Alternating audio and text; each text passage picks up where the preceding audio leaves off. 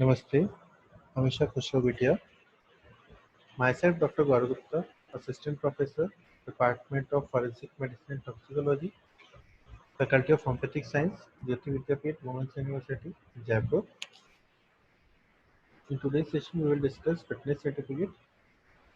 Some of the rules, its basic need are very much similar to the sickness certificate.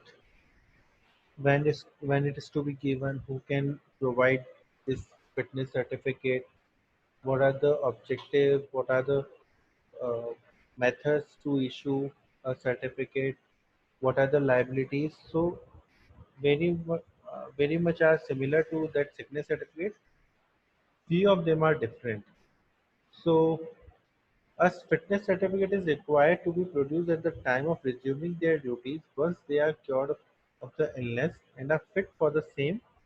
Sickness certificate is issued for the expected duration of illness and are required to be produced by the employees of various organizations and also for purpose of receiving the insurance claims. As the legal necessity of sickness and fitness certificate is required at every point of time when the person falls sick, the importance of its proper documentation and recording cannot be underestimated. Thus, all RMP should be familiar with the issuing of the certificates. Objectives of issuing fitness certificates are for various insurance purposes to decide the amount of claim, to excuse the attendance of the fitness before a court of trial, to confirm the health status to resume work.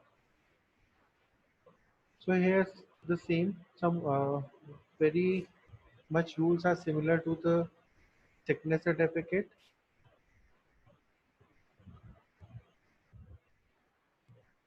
The additional rules regarding the fitness certificate are before providing an opinion on a patient fitness to respective work in present sickness, a physician must ensure that he or she has a complete understanding and accurate information about the patient's employment requirements. A physician must not state that a patient has been under his or her care unless that is the case. The duration of the care should be indicated. The duration of illness mentioned in the certificate should be limited to the period during which the patient was actually under care and observation of the practitioner.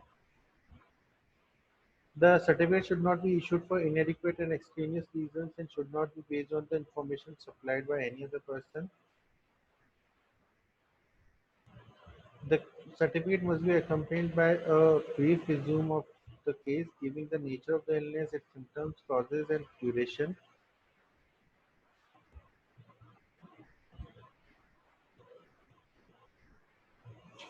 The certificate should pertain to the illness that is actually treated by the practitioner.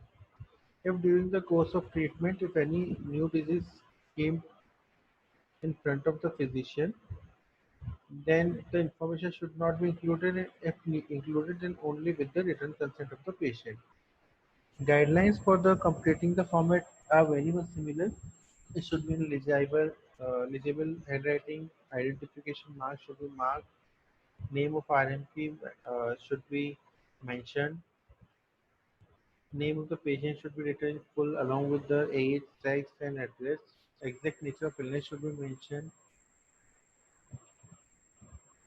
Any use of short forms or abbreviations should be avoided. The exact duration and number of days to be mentioned in fitness certificate.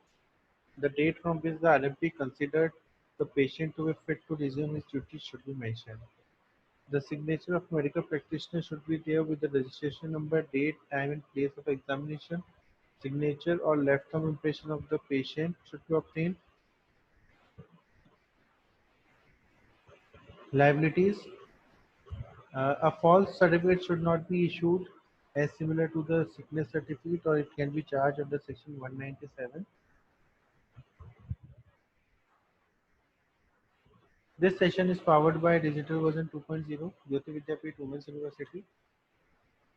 Hope you are satisfied with my digital session. If you have any query, please mention in comment box. I will resolve it. Thank you.